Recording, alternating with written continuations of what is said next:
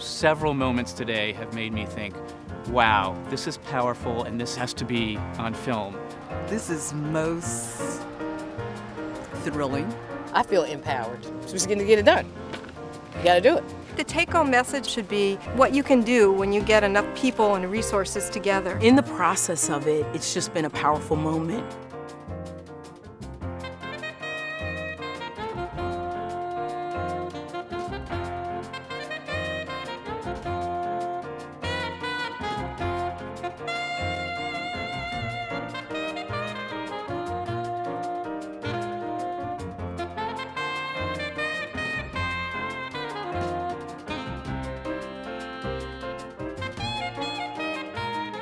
Very exciting moment. As you all know, this Saturday will be the Precious Places shoot day. So this is sort of the fruit of this part of your production planning. I'm setting up the camera on the tripod. I scouted out different locations instead of having the people in the same spot all the time. Can you get Pat and the lamp in a picture? I have to try and aim it right here. Okay, you're gonna go up over the top. Yep, and the key is not to move. So, and we got to remember that really this is just kind of the one pinnacle. The real thing is to edit the work. Bruce, if you would, tell us who you are, your relationship to Cap Alpha Psi, and where you were born and where you grew up. That's kind of nice too, because that's a little bit back. See that shot there is kind of. With the tree. Was there an actual ceremony for the groundbreaking? You mind working this? This is the audio recorder. I just like to have a backup. This is the day when you have your entire crew available, you have the camera available, you have sound available. So you've got to be making a lot of quick judgments. Always try to keep in mind what is the purpose of this documentary that you're producing. We were given the opportunity to work with Scribe Video to make a video about our organization and our park and how it got transformed from this burned out, abandoned high school site to a wonderful oasis of peace and nature in the middle of the suburbs. We have our community garden. That's the subject of our documentary. And our community garden is at risk of development, as lands are just about everywhere right now, open space. And we were very concerned because we thought it was going to be a city high-rise and would destroy all the value of our properties. We are at the Lazaretto in Essington, Pennsylvania. It's the only remaining quarantine station left in North America. We want to bring awareness by talking about the purpose of the place. We want to zero in on the individual connections to the past and the individual stories that really can reach out and grab the viewer. What we decided to focus on for our documentation is how this community made itself a home place, how it transformed itself from being just a neighborhood to it being a community. Speaking to people about why the neighborhood is precious and why it's a home place to them. I am going to ask if you've had any challenges in your life. And you can go as deep. Well, I'm now remember. How much film is in that thing? I know. The story that we're capturing today is how 1007 Belmont Avenue served as Kappa Alpha Psi's first original fraternity house in an urban neighborhood. This can not only stand as a historical piece, but also as an educational footprint. The cemetery has endured tremendous challenges in trying to maintain this as a precious place. What's exciting is the opportunity to get the word out to the public, the community, about who we are, what we've overcome, what we're continuing to try to strive, and most important, to get the younger people aware and interested in their history. The importance of the Pennypack Creek and its role in the development of Helmsburg, because many of the mills were built along here, and how this affected the growth of the city. This part of the city has been neglected. It's not just about Center City, Philadelphia. There's a lot of history. We also worked on the Frankfurt Avenue Bridge, which is the oldest still standing stone bridge in existence. I really learned to appreciate everybody from the community that jumped up and said, we can help you, that we're here to help, and we have resources, and we're happy to help because we love this park and we want everybody to know our story.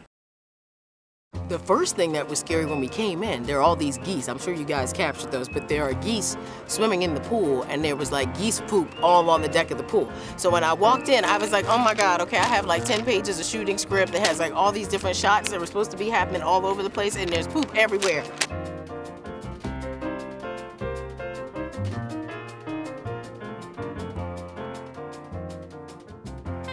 Beyond your shooting scripts, we need shooting schedules. We need to know 6 a.m. you're going to meet at location X. How about the sound? We need to get that hooked up and make sure that's working. Because that's the hardest part, is getting the camera, the equipment, the people all in one place. All right, scene 22, take 1. Hello, Mr. Portner. Thank you for speaking with us. You trust us. They had wanted to get into our parties. We were college people, they weren't. The same thing that you guys are doing, we have some novice folks doing that for today, for Scribe to film our documentary. What you want to do focus is zoom in all the way to the person's face, focus, and zoom back out and frame your shot the way that you wanted it to be. Okay. Sean had a lot of expertise, and he knew when to use that the right mic to make sure that we got the sound right, so that was great. Scribe was really great.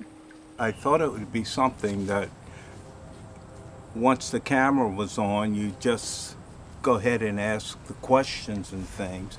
But then I found my first interview that, for me, I felt it was quite trying.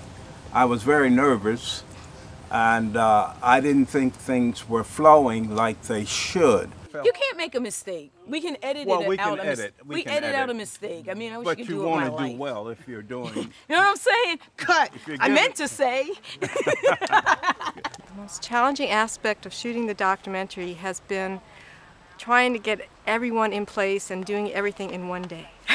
Ask them to move a little bit to the right or left or whatever you know you need. Yeah. Just like. It'll make them comfortable to think that you know what you're doing. Okay. So fake it even if you don't. Okay. Okay. I'm good at that. I'm coercing all the members, old and new, to actually come out here today.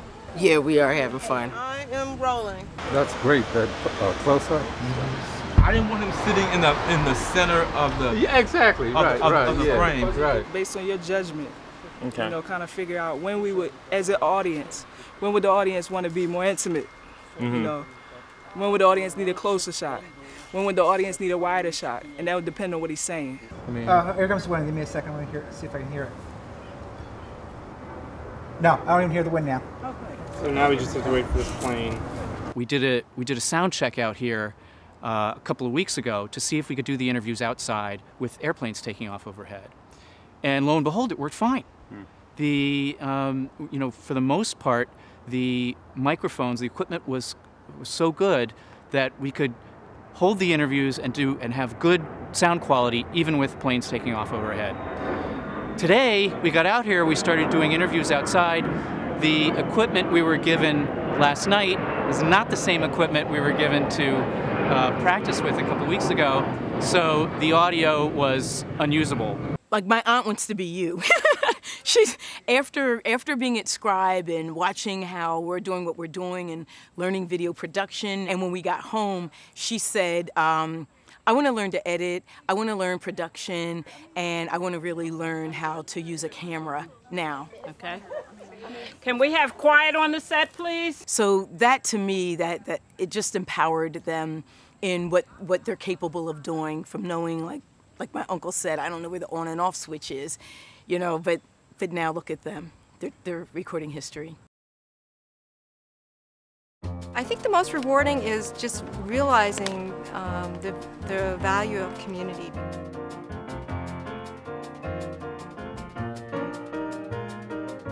I have a personal video camera, and so I said I'd be the videographer, because I figured all I had to do was push a button and push it again and stop it. When they started handing things out to me and what have you, I almost resigned. What's fun about the day for you? What's fun for them?